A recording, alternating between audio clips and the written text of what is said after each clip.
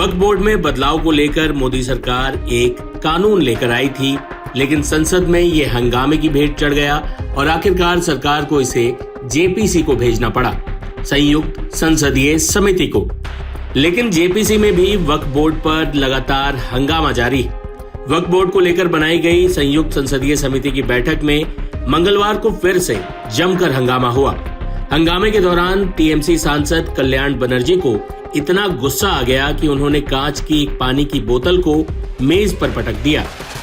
JPC के अध्यक्ष जगदम्बिका पाल बाल बच गए। हालांकि इस दौरान कल्याण बनर्जी खुद ही चोटिल हो गए।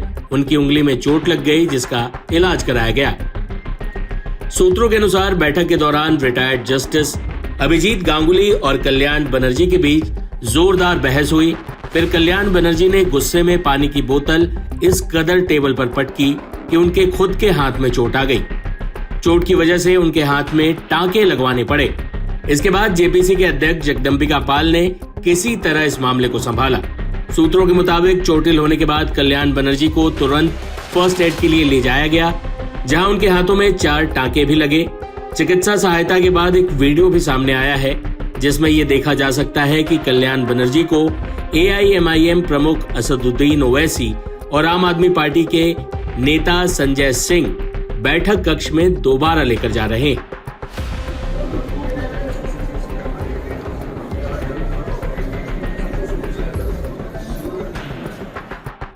जेपीसी बैठक में यह बहस ओडिशा समूह के साथ बैठक के दौरान हुई।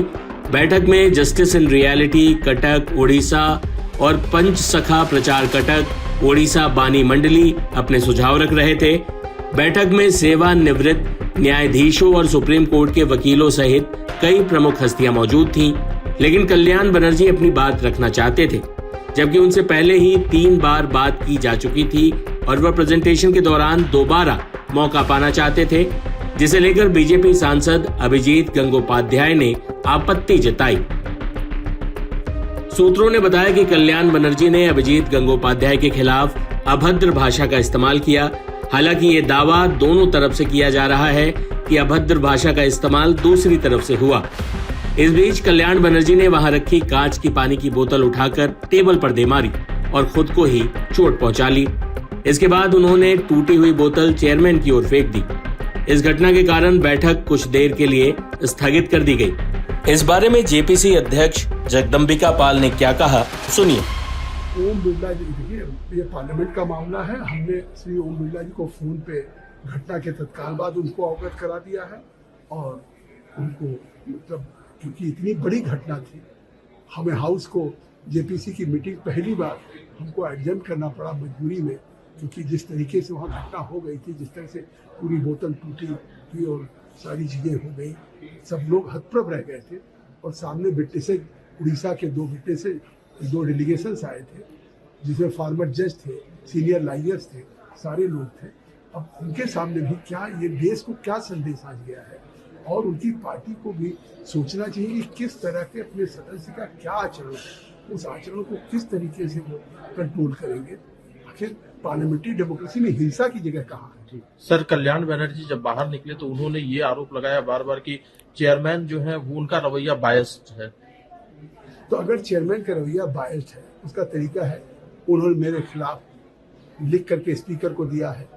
और क्या आप लोग पूरे दिन यहाँ कवर करते हैं, बाहर खड़े हैं, क्या पूरे दिन मीटिंग चलती है तो लगातार कौन बोलता है?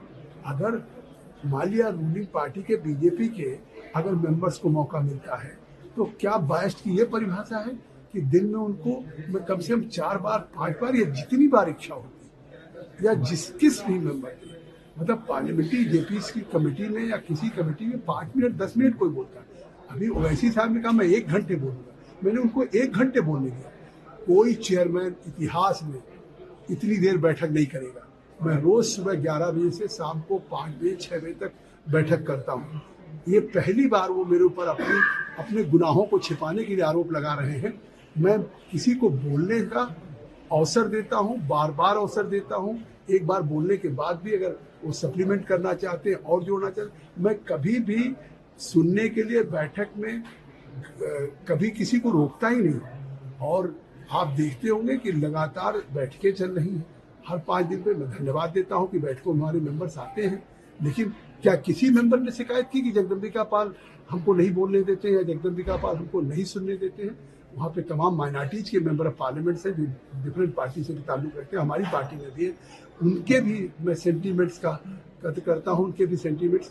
किसी को एमपी को अगर ये शिकायत है कि जगदम्बिका पाल से नहीं बोला, अगर ये एमपी कह दे तो मैं इस कमेटी से चेयरमैन से इस्तीफा दे दूंगा। ठीक सर, पहले टीएमसी का महुआ मित्रो, अभी कल्याण बंदोबस्त है, क्या बोलना चाहेंगे टीएमसी के एक के बाद एक जो एमपी है उन लोगों के व्यवहार को लेकर? हम तो अपने जेपीसी के चेयरमैन के नाते इस जेपीसी में जो आज घटना हुई है, जिस तरह से एक हिंसा की घटना हुई या एक बोतल तोड़ करके मारने की कोशिश चेयर के ऊपर हुई और जिस तरह से उन्होंने फेंका, तो ईश्वर की कृपा से मैं बच गया, या जिस तरह से उसके बाद उन्होंने एब्यूज किया मुझे, या बाहर निकल करके भी जिस तरीके से कह रहे हैं। इसके बाद कल्याण बनर्जी पर कार्रवाई भी हुई। जेपीसी में उनको सस्पेंड करने को लेकर बैठक हुई। सत्ता पक्ष के सदस्य तो कल्याण बनर्जी को जेपीसी से ही सस्पेंड करने के पक्ष में थे, पर बातचीत के बाद 1 दिन के लिए सस्पेंड करने का फैसला किया गया, जिसके लिए बकायदा वोटिंग हुई। उनको 1 दिन के लिए सस्पेंड करने के पक्ष में 9 वोट पड़े और विपक्ष में 7 वोट पड़े। यानी कि अगली जेपीसी की बैठक जो भी होगी उसमें कल्याण बनर्जी शामिल नहीं हो पाएंगे। इस घटना पर जेडीयू के प्रवक्ता राजीव रंजन को भी सुनिए। ये अप्रत्याशित कार्रवाई नहीं है, ऐसा होना ही था और इसकी वजह बिल्कुल साफ है। संवेदनशील मसलों पर राजनेताओं को ज्यादा संयमित आचरण करना चाहिए। जोश में होश गंवाना, एक अनुशासन को भी उन्होंने भंग किया और दूसरी तरफ खुद को घायल भी कर लिया, तो ये कहीं से भी सही ये आचरण नहीं था और इसीलिए ये कार्रवाई की गई है।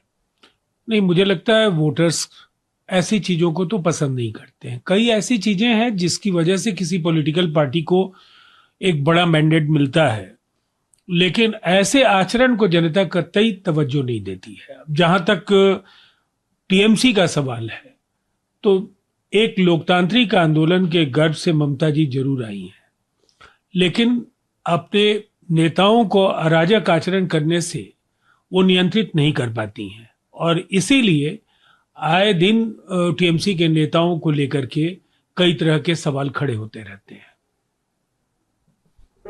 आखिर में आपको उसी वीडियो के साथ छोड़े जाते हैं जब एक तरफ ओवैसी, एक तरफ संजय सिंह और बीच में अपनी घायल उंगली के साथ चलते हुए आ रहे हैं कल्याण बनर्जी।